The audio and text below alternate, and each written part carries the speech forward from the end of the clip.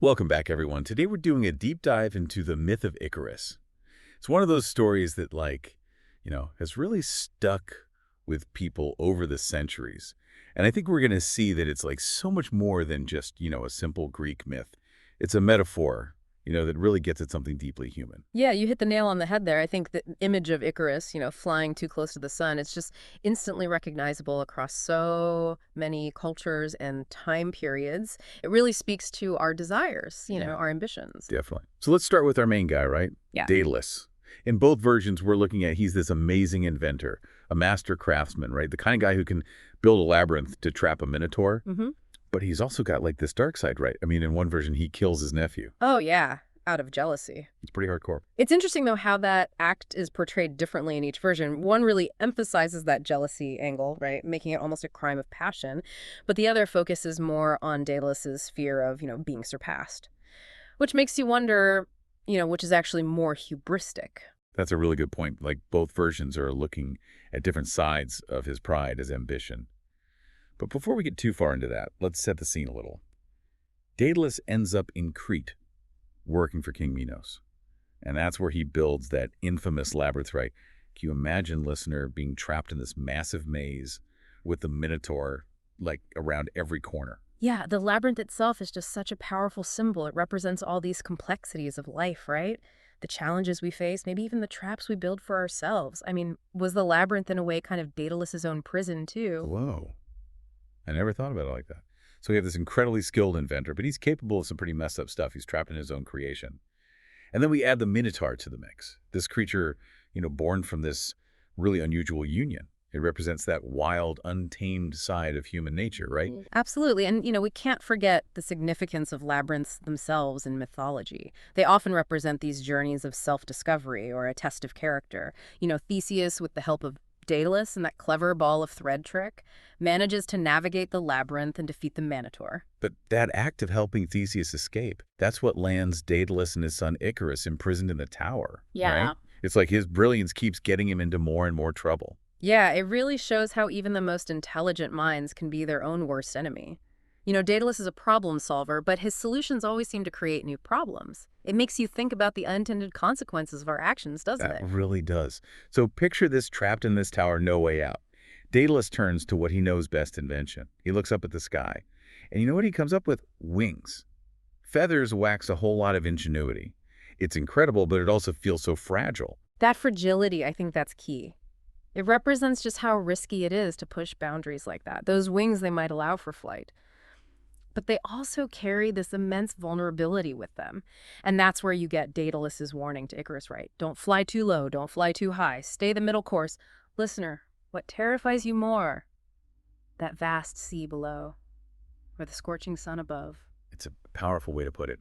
That warning is just so loaded right. It foreshadows the danger, and it highlights what can happen when you're reckless.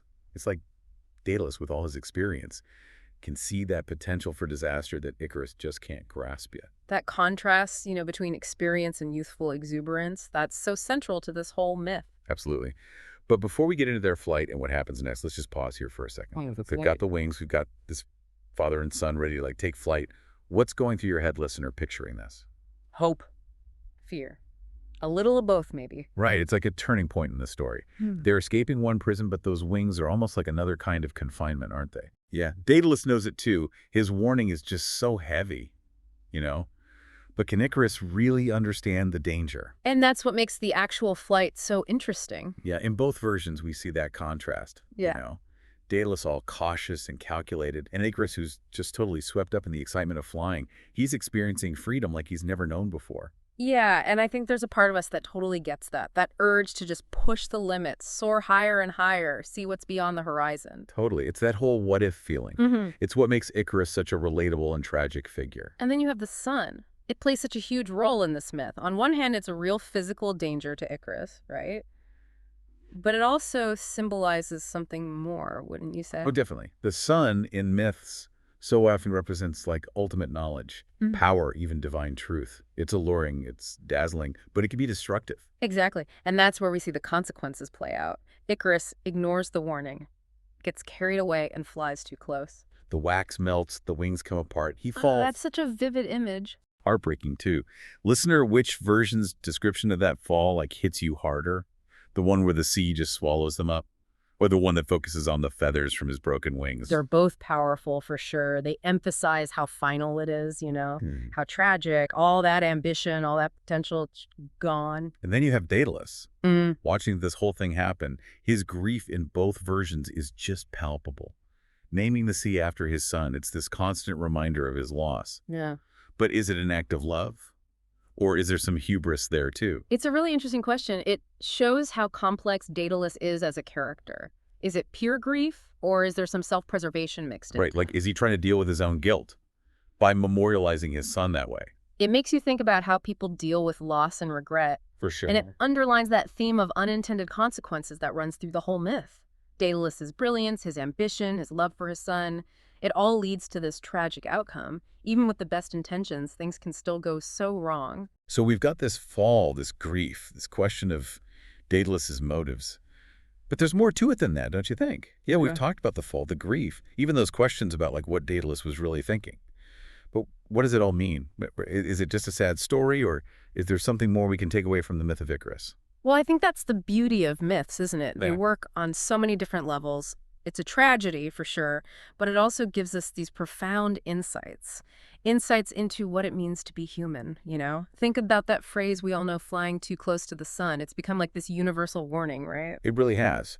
But like a warning against what exactly? Is it just about ambition, or is there something more to it? I think it's about balance. The balance between, reaching for something great and recognizing your limits, pushing boundaries, but also listening to good advice. Icarus represents that urge we all have, I think, to break free, defy limits.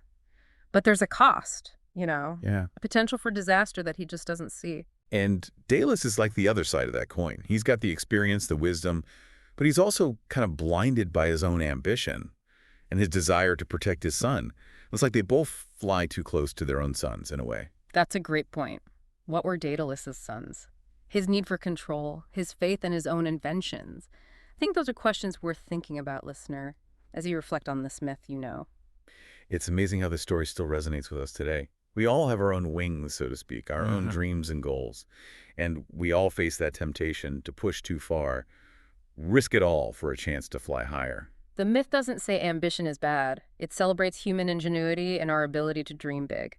But it reminds us that even in our greatest triumphs, there can be consequences. It's a call for balance, for thinking carefully about the risks we take when we chase our dreams. So listener, as you go on your own journey, what are the signs you need to watch out for?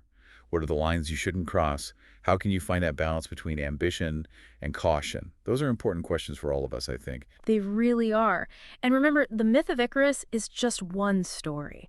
One story in this huge tapestry of human experience. Keep exploring these myths, these stories. They hold this timeless wisdom that can guide us. That's it for a deep dive into the myth of Icarus. We hope you enjoyed exploring this with us. Until next time, remember, embrace your ambitions, but fly safely.